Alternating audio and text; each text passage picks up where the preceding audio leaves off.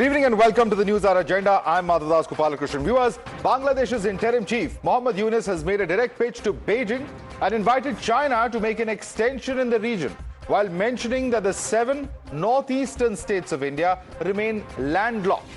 Yunus has urged the Chinese government to set up its economic base in the country, while saying that Dhaka was the only guardian of the ocean in that region. Dhaka also conveyed its willingness to work with Beijing to promote the construction of the Chittagong China Economic and Industrial Park near the southeastern coast of Bangladesh. Listen in to what Mohammad Yunus said. 7 states of India, eastern part of India, called 7 Sisters. They are landlocked country, landlocked region of India. They have no way to reach out to the ocean. We are the only guardian of the ocean for all this region. So this opens up a huge possibility. So this could be an extension of the Chinese economy, build things, produce things, market things, bring things to China, bring it out to the whole rest of the world. That's a production house for you. So that's the opportunity we should seize and we should implement, we should get it done. And amidst the remark from Bangladesh, an Assam minister, Ashok Singhal, has cautioned China and said that if Bangladesh toes the same line, then India will have an additional state. Meanwhile, the opposition has questioned India's foreign policy and said that now even countries like Bangladesh, which were born with the efforts of India in 1971, could dare to speak like this. Let's take a quick look also at the significance of the fact that this part which connects the northeast to the rest of India, often referred to as the chicken's neck. Now, this is a narrow strip of land located in the northeast. We've also seen that this region is approximately about 22 kilometers wide. It connects northeastern states to the rest of the country. It also, of course, serves as a primary land route for transportation that you can very clearly see. And in the past, we have seen, of course, all sorts of comments as far as this particular area is concerned. Why this is important, we'll now open this up to our guests to discuss further. You're watching the News Hour at 10, debate number 1 on Times Now, Super Prime Time.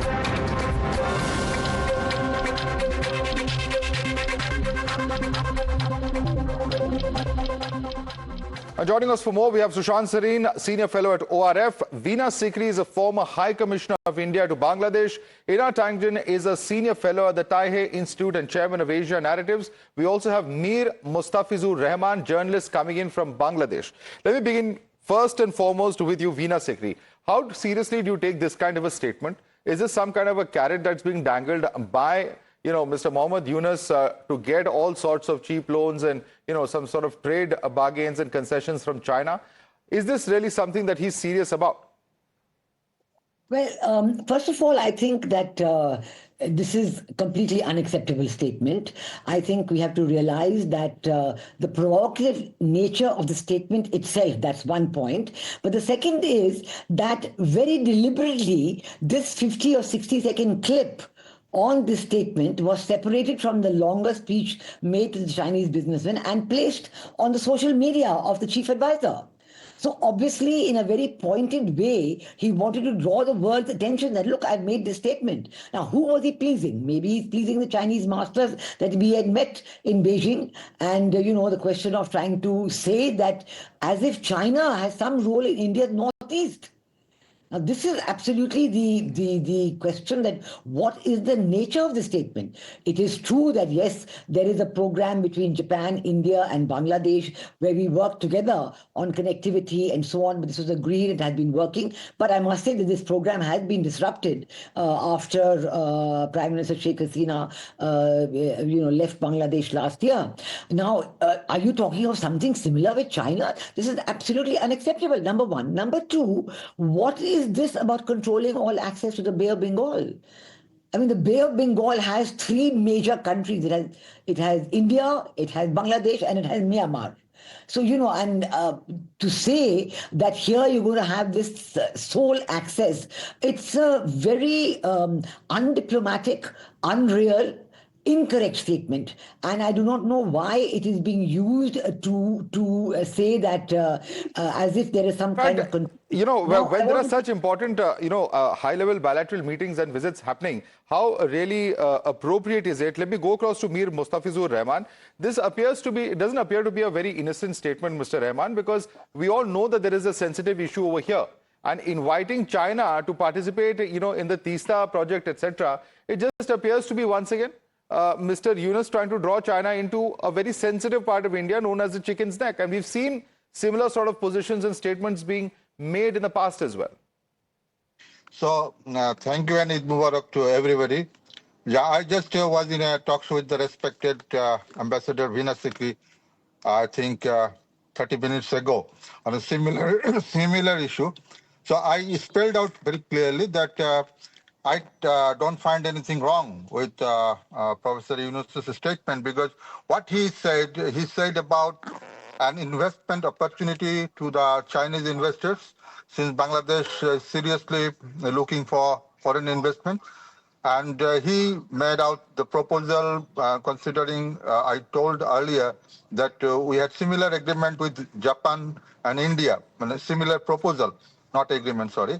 But same thing, he may think that he might think that this could be done with India, China also. That is number one point, because the China is the largest trading partner of India, so India has no problem with that. So if Dr. Yunus said something involving the Seven Sisters, and if it should be taken generously. I mean, it's a simple No. That is exactly offer. the point. There India is does not nothing- have a problem with trade. I mean, Bangladesh can do all the trade it wants. It can get all the investment that from is the China. point. Nobody can. One second, Mr. Mustafiz Rahman, just listen to my question, please. Let me say first. Yeah, Mr. Rahman, just listen to my question. Proposal Nobody will have an issue with trade. But when you refer to a part of India, that is the Seven Sisters, that's bound to raise questions because there is a history to this particular region. I'm sure Mr. Yunus knows that history very well. No, surely that is the Seven Sisters is a part of India, and what Dr. Yunus has proposed. He told the Chinese investors that if you come to Bangladesh and invest here, you might have these and these opportunities. So the provocation part, what the people, some people of India are propagating, that is out of their old mindset.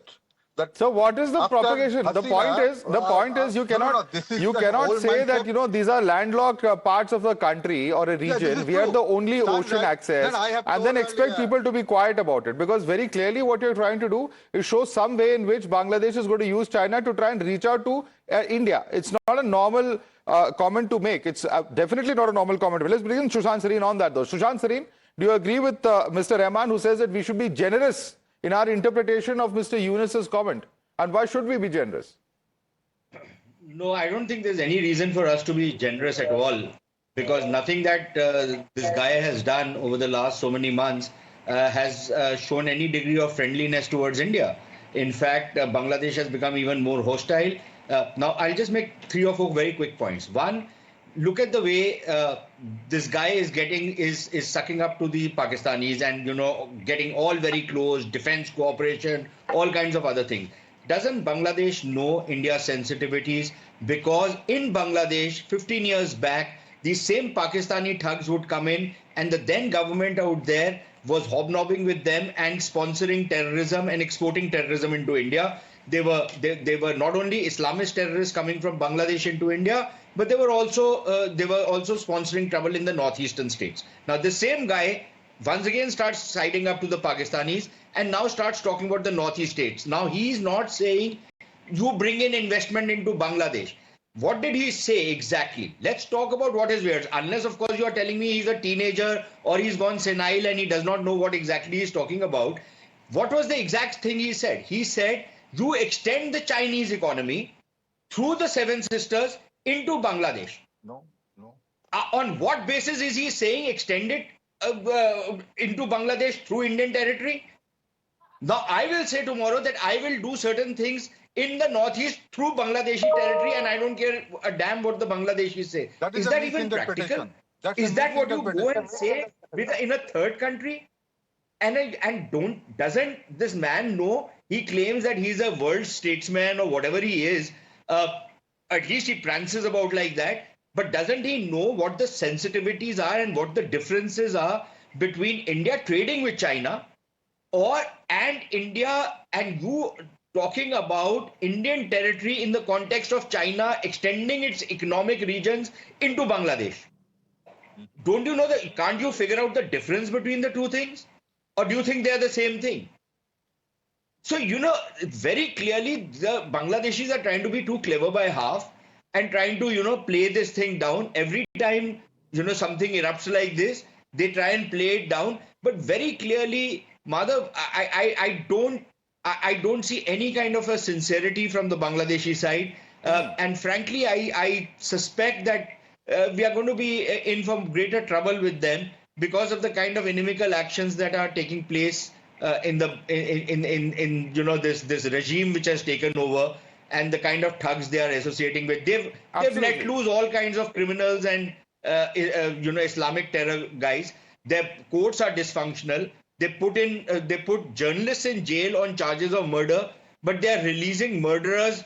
Who and people who've been involved in terrorism, they are being released. Now, if that is the justice system in Bangladesh and that is the dispensation in Bangladesh, and the irony of it all is, in the midst of all of this, he actually says that there's no way the ties between India and Bangladesh would be, in any way that they cannot be good. And then he goes and does something like this. At the end of the day, Mr. Rahman, and I also want to bring in Mr. Ena Tanjan very quickly, but Mr. Rahman, answer the questions. There are some very serious implications of what Mr. Yunus is saying. He knows that very well. He knows the history of the border disputes that India has had with China, and he's just playing to the gallery on a visit to China. Now, he can go with a begging bowl, demanding cheap loans, demanding trade and tariff restrictions. There's no problem. He's welcome to do that. But the minute he brings in a third country, India, that's where it's going to get problematic.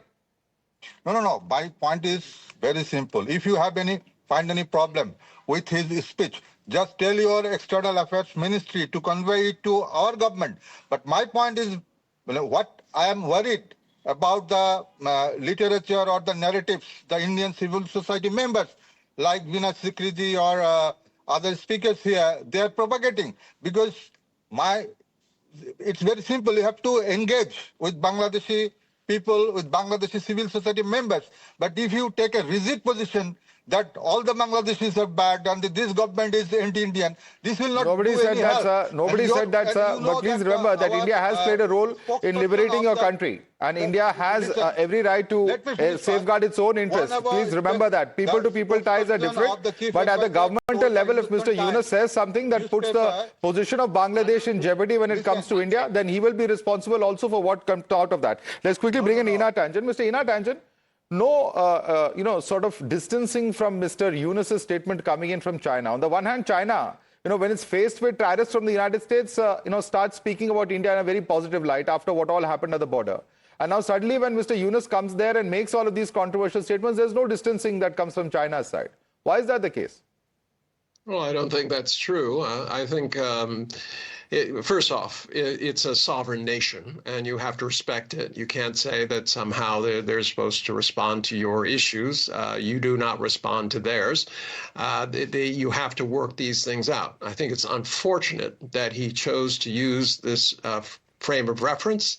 I think it only, as this show shows, it is making people very upset.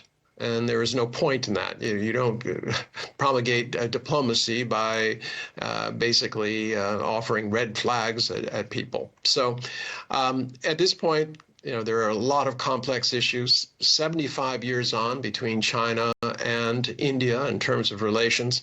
The foreign ministry just put out about an hour ago a statement saying that, look, we have to, keep talking, keep opening up, stop thinking that we're on the opposite side of the table. China and India have the fate of the Asian century in their hands. It is best that they work together, especially when you have a very unreliable U.S. And remember, it was the U.S. that fomented this color revolution in Bangladesh. It was not China. Bangladesh is simply at odds with India, and therefore it's reaching out to what it sees as a rival.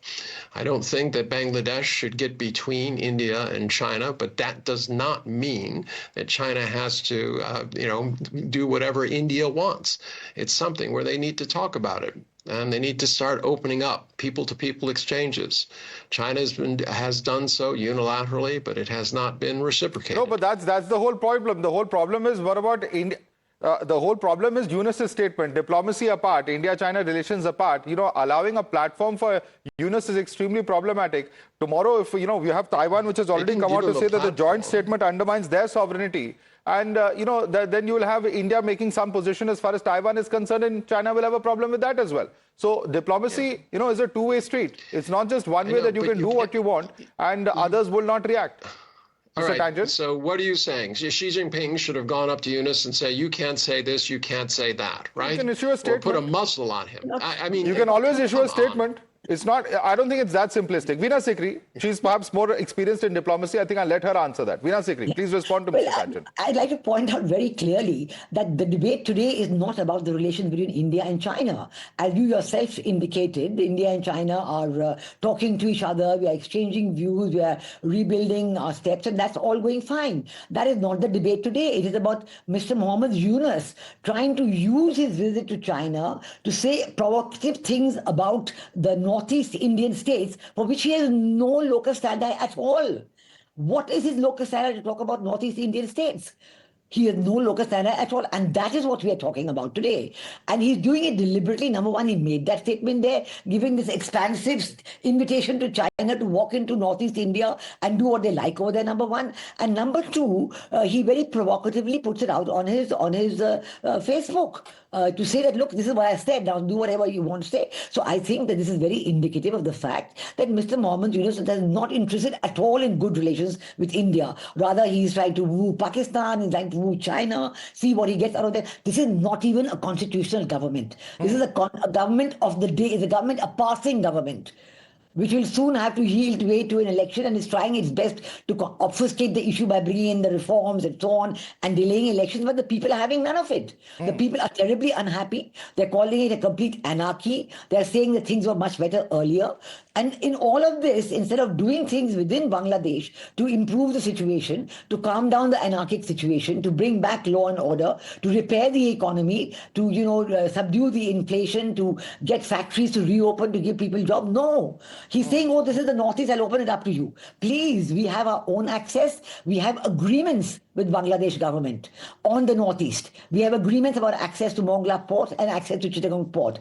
It is the responsibility of all successive governments to honor those agreements. This is very important.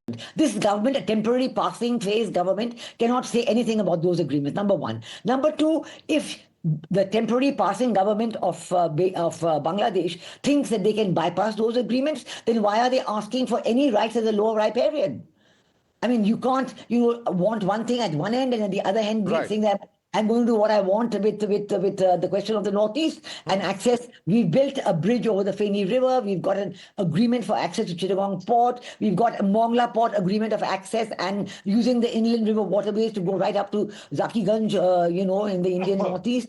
And all that is there. Now, instead of building up on those agreements and building up the strong economic relationship which benefits the people of Bangladesh, there have been reports on how Bangladesh is trying to import cotton from Pakistan, from USA, and taking 45 days. And from India, it comes in 2 to 3 days. To spite yourselves, to spite the economy of Bangladesh, you're doing all this. Trading very, very dangerous territory there in our tangent. And in fact, Veena Sikri has articulated why this is so important. See, nobody has a problem. Bangladesh can go and get itself into a Chinese debt trap like Sri Lanka has, no problem. But do not bring in India and India's territorial issues. That's where he's crossed the line in our tangent. Well, you seem to be wanting to bring China in, just by your last remark. This idea that China is promoting debt trap diplomacy is frankly false, and I think you know it, but it is very sensational. In terms of what my colleague said, I agree with most of what she said. This was definitely the issue here is he was trying to inflame tensions with India. Why? Because he's on the other side with India. That's why he's looking to get what he can while he can. But how many many times have I been on this show where people have, the Indian side has said the same thing. Well, it's our duty to get the best of what we can and play both sides against the middle. So, you can't have it both ways. So you admit that they are playing both sides? So you're admitting on national television that you're playing both sides, that China's playing India and Bangladesh against each other. India is playing both sides with the U.S. and China, and you know that. Not at all, sir, not at all. I think that's a very unfair comment for you to make, especially when this controversial remark has been made in Beijing, of all places. How in the world is India involved in that? Exactly. How is India involved? You're involved right now because you're castigating. Yes, you were the one who said that China is promoting debt trap diplomacy. Why do you say Sri Lanka's such there a before thing? the whole world. I don't have to say anything. The whole world knows what's happened in Sri Lanka. I'm just responding to what you said. All right. If you don't want me to respond to you said, then how do we have a discussion? No, you have to admit. You have to admit that Sri Lanka's economy collapsed. The whole world has seen it. That is, the issue here is they have economic Yeah, so if you want to make Bangladesh into another Sri Lanka, that's your call. I'm saying we are not concerned with that. You can do that if you want. We all know what Hambantota Tota was about, Mr. Tangent. But it is. I don't know how you can argue that it's not a sovereign state. It has had a change in government. You don't like it. I understand that. We're respecting the sovereignty and we're saying that they can do what they want. But do not bring India in is the point I'm making. Let me bring in Sushant. Sushant, is this something that we don't know, the debt trap diplomacy? Forget South Asia. There are other examples across the world. Sushant. Yeah, Madhav, just before I come to the debt trap diplomacy of the Chinese, let me just make one thing very clear, and why I don't think what this fellow Yunus said in Beijing is a very benign or, just a slip of the tongue, or he was being, he didn't mean what he said. Do you remember that there is a member of his cabinet who said something similar, that we need to tear apart the northeast of India and sever it from India? And then there was a huge furor and he then deleted that post from his Facebook post. Do you remember that? Yes. I'm sure Ambassador Sikri does. Yes. So this is, now if you tell me that, this is again a coincidence, then it's all very well, but there is this mindset in this Islamist government in Bangladesh, which has taken over power. Just because they wear a trouser and jeans and t-shirts and shirts does not make them very enlightened beings. Okay, so let's get that thing clear. On the debt trap diplomacy, see, here is the problem. The Chinese go and invest tons of money in projects whose feasibility is at best dodgy. Right? Those projects are not feasible. They're not economically feasible. But it is local politicians and their vanity which makes them go in for these kind of projects. So then they are saddled with these huge loans and these projects which are white elephants, which simply do not work. And they are burdened by the kind of huge debts which come onto them. We've seen that in Pakistan. We've seen that we've seen that in some Central Asian states as well, and we've seen that in Sri Lanka. We've seen that in some parts of Africa, right? Now, Bangladesh wants to go down that road. I have absolutely no problems. They can certainly go down that road. They're most welcome. Be my guest, right? Just don't covet my territory. That's my only problem with them. And don't send in your people as illegal migrants into my country. That's my only issue with them. Then you want to be good neighbors, I can be good neighbors. But you cannot be undermining my sovereignty, my security. You cannot be carrying out pogroms against Hindus in your country and then expect everything will be hunky-dory between India and Bangladesh. I'm afraid that's not the way things are going to work anymore. Okay. So the Bangladeshis also need to wake up, smell the coffee. If they think they can get something out of a basket case like Pakistan, be my guest. Go ahead. Go with Pakistan. You've experienced them for 25 years before 1971 and you know what happened to you. You want to do it again? Please go ahead. Please also understand the utter and sheer contempt with which the Pakistani Punjabi treats the Bengali. You should also, get familiar with that as well. And I'm sure the older generation the new generation probably in Bangladesh has forgotten it because they are all infused by the spirit of Islam and radical Islam. So Mr. Rahman, Mr. Rahman on that. Yeah, because Mr. Rahman, you can go ahead and do with Pakistan or China, whatever your country thinks is in its best interest. History is there for everyone to see. But the problem here is the language that Mr. Yunus is speaking is also the language of a certain young individual who happens to represent a certain ideology, a radical Islamist ideology that many would say has got him into trouble, and he is behind bars right now in India for the kind of controversial statements that he has made. It's the same language that Mr. Yunus appears to be speaking today. No.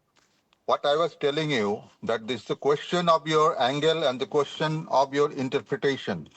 Dr. Yunus's speech in Beijing, well, for me, I told you that this is a investment offer, but for you, you are worried in the mentioning of Seven Sisters in his speech.